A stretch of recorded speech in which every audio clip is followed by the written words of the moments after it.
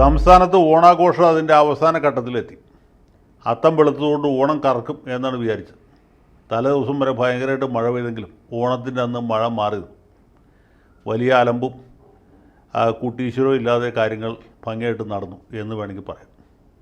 ഇത്തവണയും ഓണത്തിൻ്റെ പ്രധാനപ്പെട്ട ആഘോഷം ബിവറേജസിൻ്റെ മുമ്പിലായിരുന്നു.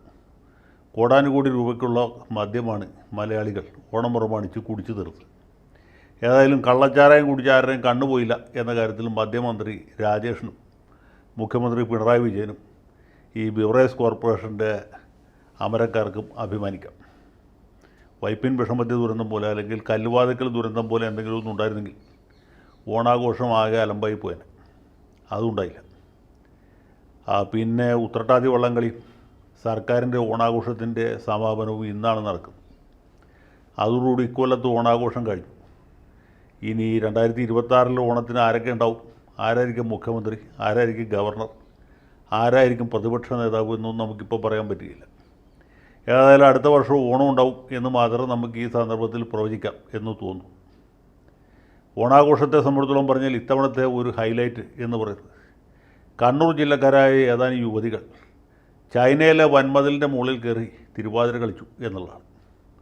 ആ ധീര വനിതകളെ പ്രത്യേകമായിട്ട് അഭിനന്ദിക്കുന്നു. കണ്ണൂർ ജില്ലക്കാരായതുകൊണ്ട് അവർ CPMകാരായിരിക്കുമെന്നും ചൈനയിലെ ചങ്കായിരിക്കുന്ന വൻമതിലിൻ്റെ മുകളിൽ കയറിയിട്ടാണ് ഇവർ ഈ അഭ്യാസം നടത്തിയത് എന്നുള്ളത് പ്രത്യേകിച്ച് ഇടതുപക്ഷ സർക്കാരിനും സ്ത്രീ ശാക്തീകരണ വകുപ്പിനും നവോത്ഥാന പ്രേമികൾക്കും കൗതുകം പകരുന്ന ഒരു വാർത്തയാണ് എന്ന് ഞാൻ വിചാരിക്കുന്നു.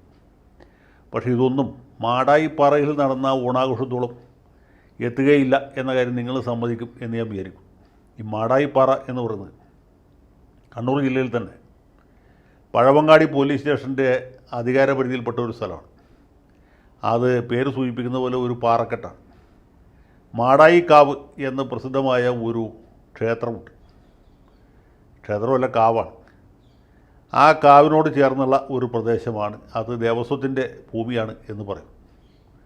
അത് പരിസ്ഥിതി ലോല പ്രദേശമാണ്, ജൈവ വൈവിധ്യ മേഖലയാണ്. അവിടെ പ്രകടനങ്ങൾ നടത്താൻ പാടില്ല, പൊതുയോഗങ്ങൾ നടത്താൻ പാടില്ല, മൈക്ക് വെച്ച് പ്രസംഗിക്കാൻ പാടില്ല. ആളുകൾ അവിടെ പോയി ചെടികളും മറ്റുമൊക്കെ ചവിട്ടി നശിപ്പിക്കാൻ പാടില്ല എന്ന് കളക്ടറുടെ ഓർഡറുണ്ട്. ജൈവ വൈവിധ്യ ബോർഡിൻ്റെ ഉത്തരവുണ്ട്. അതിനും പുറമെ ഹൈക്കോടതിയുടെ ഉത്തരവുണ്ട്. അവിടേക്ക് വാഹനങ്ങൾ കൊണ്ടുപോകാൻ പാടില്ല. ആളുകൾ കൂട്ടം കൂടാനോ മുദ്രാവാക്യം വിളിക്കാനോ സിന്ദാബാദ് വിളിക്കാനോ ഘോരമായ പ്രസംഗങ്ങൾ നടത്താനോ മൈക്ക് ഉപയോഗിക്കാനോ അനുമതിയില്ല. അങ്ങനെയുള്ള പ്രദേശത്ത് ഗേൾസ് ഇസ്ലാമിക് ഓർഗനൈസേഷൻ എന്ന് പറഞ്ഞ ഒരു ധീര വിപ്ലവ സംഘടനയിൽപ്പെട്ട ഏതാനും യുവതികൾ, ഏതാനെന്ന് വെച്ചാൽ ഒരു 10-30 പേരുള്ളൂ, അവർ വൈകുന്നേരം ഒരു 6 മണിയോടടുത്ത സമയത്ത് സായം സന്ധ്യയിൽ ഒരു വമ്പിച്ച പ്രകടനം നടത്തി. ആ പ്രകടനത്തിന് മുമ്പിൽ പിടിച്ചിരുന്ന ആ ബാനറിൽ എഴുതിയിട്ടുള്ള it is jihad, victory or martyrdom എന്നാണ്. ഇത് ജിഹാദാണ്, ഒന്നുകിൽ വിജയം അല്ലെങ്കിൽ രക്തസാക്ഷിത്വം. ഇത് ഇംഗ്ലീഷിലും എഴുതിയിട്ടുണ്ട്, അറബിയിലും എഴുതിയിട്ടുണ്ട്, മലയാളത്തിൽ എഴുതിയിട്ടില്ല. പിന്നെ ഈ ചെറുപ്പക്കാരികൾ വിളിച്ച മുദ്രാവാക്യം എന്ന് പറയുന്നത് ഇംഗ്ലീഷിലായിരുന്നു. ആദ്യം അധ്യാത്മ ഇംഗ്ലീഷിലായിരുന്നു. നിങ്ങളൊന്ന് കേട്ടു നോക്കും.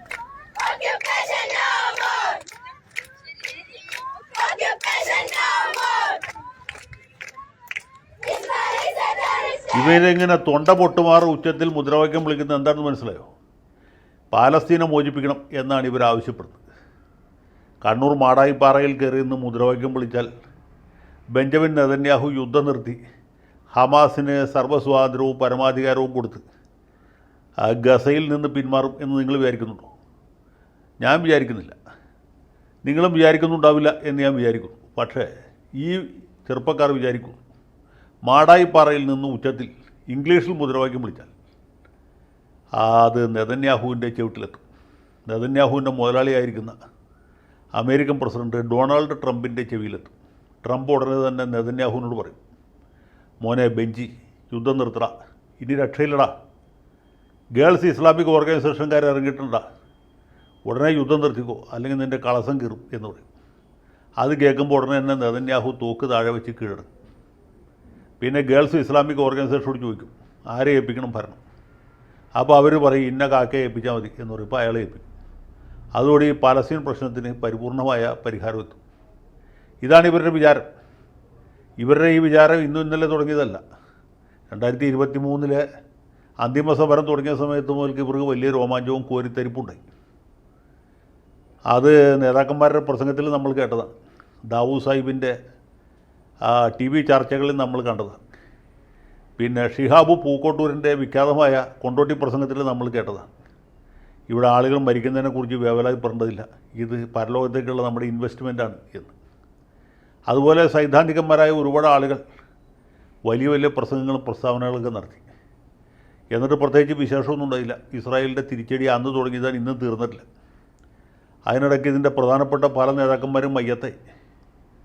ഇസ്മായിൽ ഹാനിയ പോയി, യഹിയ സിൻവർ പോയി, അദ്ദേഹത്തിൻ്റെ സഹോദരൻ മുഹമ്മദ് സിൻവർ പോയി. ഏറ്റവും ഒടുവിൽ അബു ഉബൈദ എന്ന് പറഞ്ഞ അവരുടെ ഒരു താത്വിക ആചാര്യനും മാധ്യമപ്രവർത്തനം ഉണ്ടായിരുന്നു, അദ്ദേഹവും പടമായി എന്നാണ് കേൾക്കുന്നത്. അദ്ദേഹത്തിൻ്റെ മരണം ഇതുവരെ ഈ ഹമാസ് സ്ഥിരീകരിച്ചിട്ടില്ല, പക്ഷേ ഇസ്രായേൽ ഉറപ്പിച്ച് പറഞ്ഞു അബു ഉബൈദ ഇനി പടത്തിൽ മാത്രമേ ഉള്ളൂ, പുള്ളിയുടെ മയ്യത്ത് നമസ്കാരം നടത്താൻ പോലും ബോഡി കിട്ടിയിട്ടില്ല എന്ന്. അപ്പോൾ അങ്ങനെ ഒരു സാഹചര്യത്തിലൂടെ കടന്നു പോകുമ്പോൾ ഇതിനു മുമ്പ് സമരത്തിന് ഇറങ്ങിയവർ, ഐക്യദാർഢ്യ പ്രഖ്യാപനം നടത്തിയവർ, ജാഥയ്ക്ക് പോയവരൊക്കെ കൊടിയും മടക്കി വെച്ച് വീട്ടിൽ പോയി.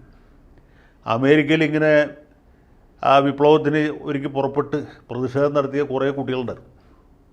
അവർ പെൻസിൽവാനിയ യൂണിവേഴ്സിറ്റിയിലുണ്ടായിരുന്നു, അതുപോലെ ഹാർവാർഡിലും യെയിലിലും കൊളംബിയയിലും ഒക്കെ ഉണ്ടായിരുന്നു. എല്ലാവർക്കും TC കൊടുത്ത് വീട്ടിൽ പറഞ്ഞു വിട്ടു, പൊക്കോളം പറഞ്ഞു. നിങ്ങൾ ഇത്ര പഠിച്ചത് മതി, ഇനി പഠിക്കണ്ട, ഇനി പഠിക്കാൻ ഈ രാജ്യത്ത് നിങ്ങൾക്ക് സ്ഥലമില്ല എന്ന് പറഞ്ഞ് അവർ മടക്കി അയച്ചു. ഇന്ത്യയിൽ പിന്നെ അങ്ങനെ ഒരു നിയമമില്ലാത്തതുകൊണ്ട് പഠനം നടത്താനായിട്ട് തടസ്സമില്ല, അവരിപ്പോഴും പഠനം തുടരുകയാണ്.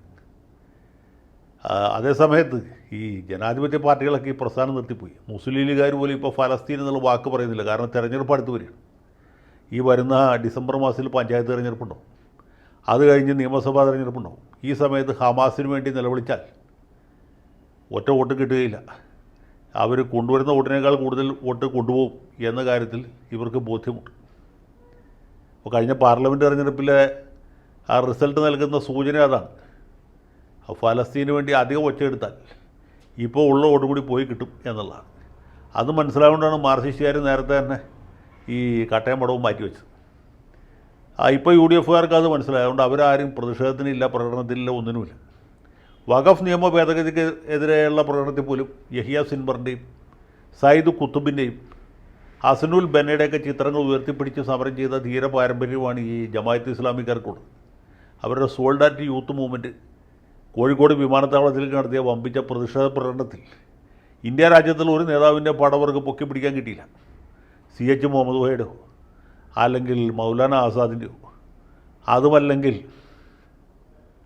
MA അൻസാരിയുടെയോ സക്കീർ ഹുസൈൻ്റെയോ ബാഫയ്ക്ക് തങ്ങളുടെയോ പടമല്ല. അവർ പൊക്കി പിടിച്ചത് ഈ സയ്യിദ് കുത്തബ് മുതലായ ആഗോള തീവ്രവാദികളുടെ പടമാണ്, പിന്നെ യഹിയ സിൻവറിൻ്റെ പടമാണ്. അതുപോലെയാണ് അവരുടെ എല്ലാ കലാപരിപാടികളും.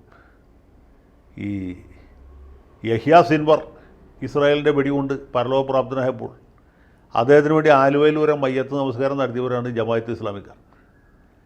ഇന്ത്യ പാകിസ്ഥാൻ തമ്മിൽ യുദ്ധമുണ്ടായപ്പോൾ പാകിസ്ഥാന് പരസ്യമായിട്ട് പിന്തുണ പ്രഖ്യാപിച്ചവരാണ് ജമാഅത്ത് ഇസ്ലാമിക്കാർ. അതുകൊണ്ടാണ് 1975 ഇന്ദിരാഗാന്ധി ഈ സംഘടനയെ നിരോധിച്ചത്.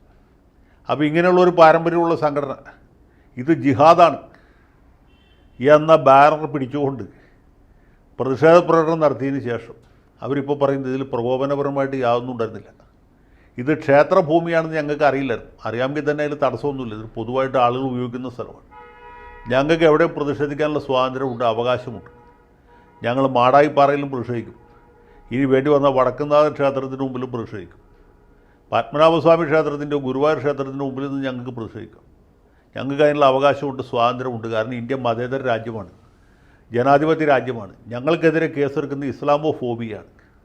പിണറായി പോലീസ് സംഘി പോലീസാണ്.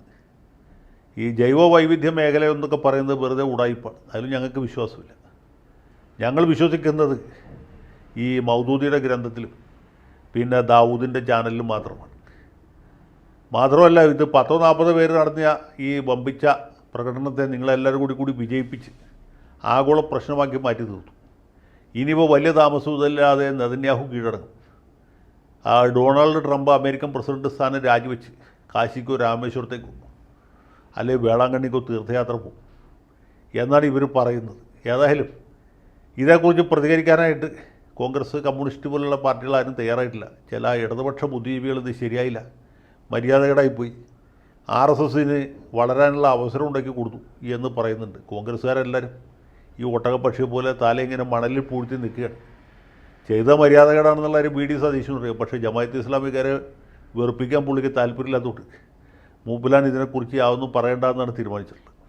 ഏതായാലും RSSകാർ ഈ അവസരം മനോഹരമായിട്ട് വിനിയോഗിച്ചു, അത് പറയാതിരിക്കാൻ നിർത്തിയില്ല. അവരിതിനേക്കാൾ വലിയ പ്രതിഷേധ പ്രകടനം അവിടെ സംഘടിപ്പിച്ചു. ആ മാടായി പാറയെ തൊട്ട് കളിച്ചാൽ എന്ന് പറഞ്ഞ് മുദ്രാവാക്യങ്ങളൊക്കെ മുഴക്കി. അപ്പോൾ ജൈവ വൈവിധ്യം ബാക്കി എന്തെങ്കിലും ഉണ്ടെങ്കിൽ അതും ഇതുകൂടി ഇല്ലാണ്ടാവണമെന്നുള്ള അവരുടെ താല്പര്യം. അവർക്കെതിരായിട്ട് സർക്കാർ കേസെടുത്തിട്ടുണ്ട്. അപ്പോൾ അങ്ങനെ കേസ് കൗണ്ടർ കേസുമായിട്ട് മാടായിപ്പാറ ആഗോള ശ്രദ്ധ ആകർഷിച്ചു എന്ന് പറയാതിരിക്കാൻ നിവൃത്തിയില്ല. ഇനിയിപ്പോൾ എന്തായിരിക്കും അടുത്തായിട്ട് ഉണ്ടാകുകയെന്ന് എനിക്കറിയാൻ പാടില്ല. ഏതായാലും ഇതുപോലുള്ള കലാപരിപാടികളൊക്കെ ഇടയ്ക്കിടയ്ക്ക് നടത്തുന്നത് നല്ലതാണ്.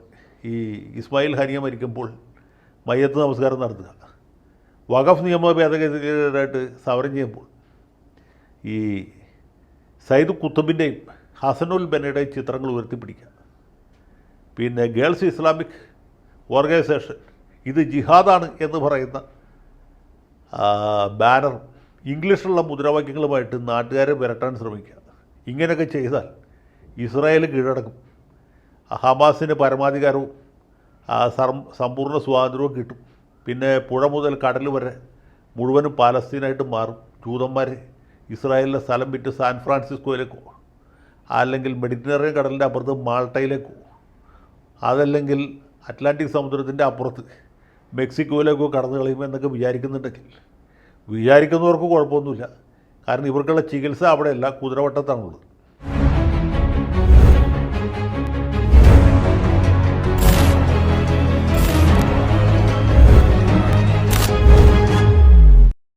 കൂടുതൽ വാർത്തകളും വിശേഷങ്ങളും നിങ്ങളിലേക്ക് എത്താൻ ABC മലയാളം സബ്സ്ക്രൈബ് ചെയ്യുക, ബെൽബട്ടനും അമർത്തുക.